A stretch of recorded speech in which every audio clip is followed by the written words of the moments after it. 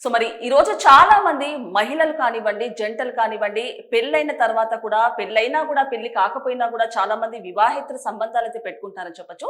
మరి దీనికి ప్రధాన కారణం చూసుకుంటే గనక సోషల్ మీడియా అని చెప్పొచ్చు. అంటే సోషల్ మీడియా ద్వారా అంటే ఏదైతే ఇన్‌స్టా ఉందో, ఫేస్‌బుక్ ఉందో లేకపోతే వాట్సాప్ అనే ఈ అకౌంట్స్ ద్వారా కొత్త వ్యక్తులను పరిచయం చేసుకొని వివాహం అయినా కూడా కాకపోయినా కూడా ఇలాంటి స్ట్రేంజర్స్‌ని పరిచయం చేసుకొని వాళ్ళతో ప్రేమలు కానివ్వండి లేకపోతే ఇలాంటి బంధాలు ఏర్పరచుకొని లేకపోతే వివాహేతర సంబంధాలు పెట్టుకొని మోసపోతున్నారని చెప్పొచ్చు. సో మరి దీంతో పాటు సోషల్ మీడియా యాప్స్ ఒక ఎత్తైతే లీవ్ ఇన్ రిలేషన్షిప్ కూడా ఒక ప్రధాన కారణం అని చెప్పొచ్చు. అంటే పెళ్లి చేసుకోక ముందే ఒకసారి లీవ్ ఇన్ రిలేషన్షిప్ లో ఉండి కొన్ని కొన్ని సంవత్సరాలు కానివ్వండి కొన్ని నెలల వరకు ప్రయాణించిన తర్వాత దాని తర్వాత వాళ్ళు రియలైజ్ అవ్వడము ఇది కరెక్ట్ కాదనో లేకపోతే అలా కూడా చాలా మంది మోసపోతున్నారని చెప్పొచ్చు.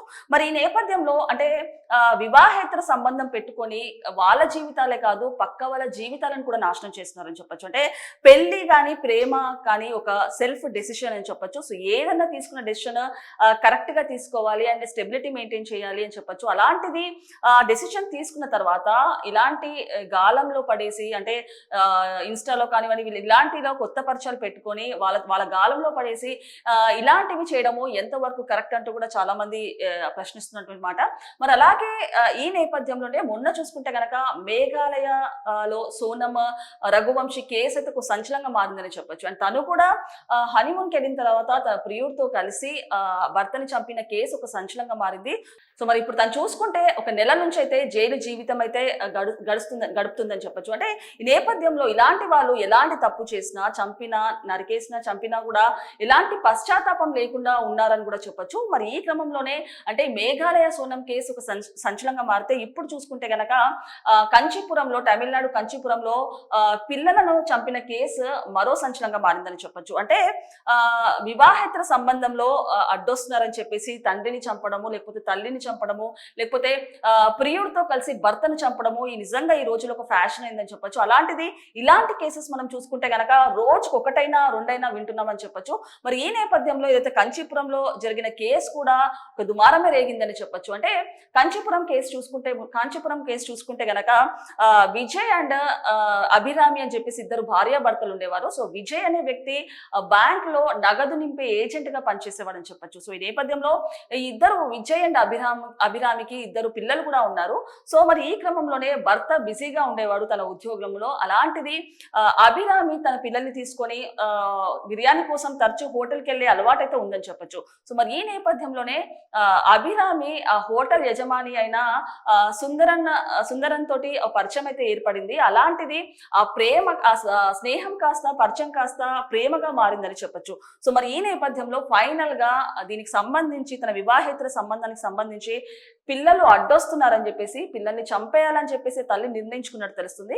సో మరి ఈ నేపథ్యంలోనే ప్రియుడితో కలిసి తను నిద్ర మాత్రలు తెప్పించి పిల్లలకు పాలల్లో కలిపి పిల్లల్ని చంపిన సంఘటన అయితే కాంచీపురంలో ఒక సెన్సేషన్ క్రియేట్ చేసిందని చెప్పొచ్చు. అంటే నిజంగా అంటే ఇలాంటి మోజుల్లో పడి ప్రియుడు కానివ్వండి లేకపోతే వేరే వాళ్ళ మోజుల్లో పడి పిల్లల్ని కూడా పట్టించుకోవట్లేరు, పిల్లల్ని కూడా చంపేస్తున్నారు.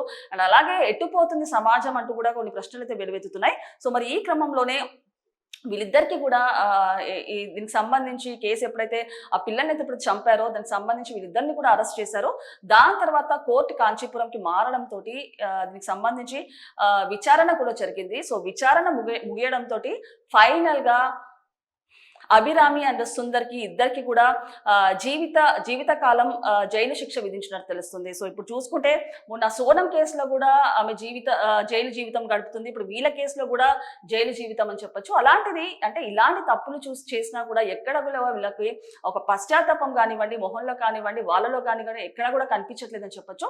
మరి ఈ నేపథ్యంలో అంటే ఇప్పుడున్న జనరేషన్ లో చూసుకుంటే ఆ టెక్నాలజీ కానివ్వండి జనరేషన్స్ తో కానివ్వండి తమ పద్ధతులు కానివ్వండి ఎవ్రీథింగ్ చేంజ్ చేసుకుంటారని చెప్పొచ్చు. అంటే ఆ కాలంలో చూసుకుంటే గనక అప్పట్లో ఆ కాలంలో మనుషులు ఆ కాలంలో పెళ్లిళ్ళు కూడా చాలా కట్టుదిట్టంగా ఉండేటివి. చాలా భయంతో భక్తితో పెద్దవాళ్ళ భయంతో భక్తితో ఎంతో ప్రేమగా ఉండేవాళ్ళు. అలాంటిది అప్పట్లో ఎలాంటి ఫోన్స్ కూడా ఉండేటివి కాదు.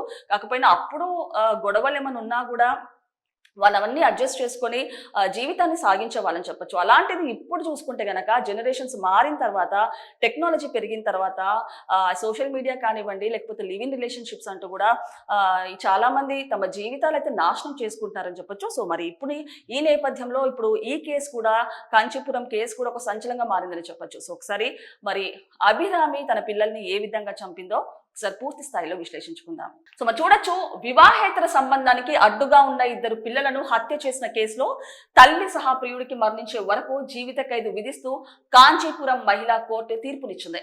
వివరాల్లోకి వెళ్తే కాంచీపురం జిల్లా కుండ్రతూర్ సమీపం మడ్రం కట్టలై ప్రాంతానికి చెందిన విజయ్ అభిరామి దంపతులు అండ్ వీరికి కుమారుడు అజయ్, కుమార్తె కర్ణిక ఉండేవాళ్ళు.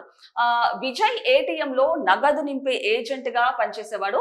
అభిరామికి తరచుగా తన పిల్లలను తీసుకొని స్థానికంగా ఉన్న ఓ బిర్యానీ హోటల్ కి అయితే వెళ్లేది. ఈ క్రమంలో హోటల్ యజమాని సుందరం అలియాస్ మీనాక్షి సుందరంతో పరిచయం ఏర్పడింది. ఆ తర్వాత పరిచయం కాస్త వివాహేతర సంబంధంగా మారింది. సో మరి వీరికి పిల్లలు అడ్డుగా ఉన్నారని భావించిన అభిరామి వారిని హత్య చేయాలని నిర్ణయించింది. ఆ మేరకు 2018లో ప్రియుడితో మత్తు మాత్రలు తెప్పించి పిల్లలకు పాలల్లో కలిపి ఇచ్చి హతమార్చింది.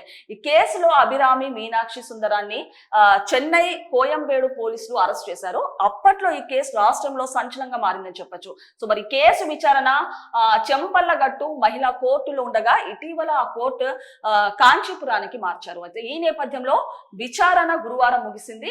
నేరం రుజువు కావడంతో అభిరామి ప్రియుడు మీనాక్షి సుందరానికి మరణించే వరకు జీవిత కారాగార శిక్ష విధిస్తూ న్యాయమూర్తి తీర్పునిచ్చారు.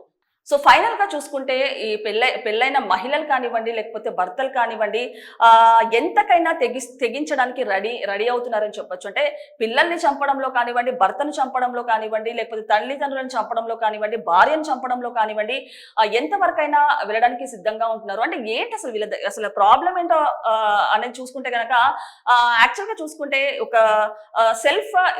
సెల్ఫ్ ఇండిపెండెంట్ కూడా చెప్పొచ్చు. అంటే వాళ్ళకి ఫైనాన్షియల్ స్టెబిలిటీ ఈ రోజుల్లో చూసుకుంటే మహిళలు వర్క్ చేస్తున్నారు, ఆడవాళ్ళు చేస్తున్నారు, మగవాళ్ళు చేస్తున్నారు. సో ఆడవాళ్ళకి ఎప్పుడైతే ఫైనాన్షియల్ స్టెబిలిటీ కూడా వచ్చిందో అప్పుడు వచ్చినప్పటి నుంచి అలాగే సోషల్ మీడియా యాప్స్ వచ్చినప్పటి నుంచి కూడా ఇలాంటివి వింటూ ఉన్నామని కూడా చెప్పొచ్చు. సో ఈ నేపథ్యంలో అంటే ఏదైనా మనం చేస్తే ప్రేమ పెళ్లి కానీ ఒక సెల్ఫ్ డెసిషన్ అలాంటిది ఏదైనా తీసుకుంటే డెసిషన్ క్లియర్ గా తీసుకొని ఒక దానికి స్టిక్ అవ్వాలి. అలాంటిది మన వలన వేరే వాళ్ళ ప్రాణాలను, వేరే వాళ్ళ జీవితాలను నాశనం చేయడం కరెక్ట్ కాదంటూ కూడా చెప్తున్నారు. మరి నేపథ్యంలో ఇప్పుడు ఏదైతే కేసు ఉందో కాంచీపురానికి సంబంధించి అభిరామి కేసు అయితే ఇప్పుడు వాళ్ళకి చూసుకుంటే గనక జీవితకాలం జైలు శిక్ష విధించినట్టు తెలుస్తుంది. మరి తర్వాత కేసుకు సంబంధించి ఎలాంటి పరిణామాలు చోటు చేసుకుంటున్నాయో వేచి చూడాల్సిందే.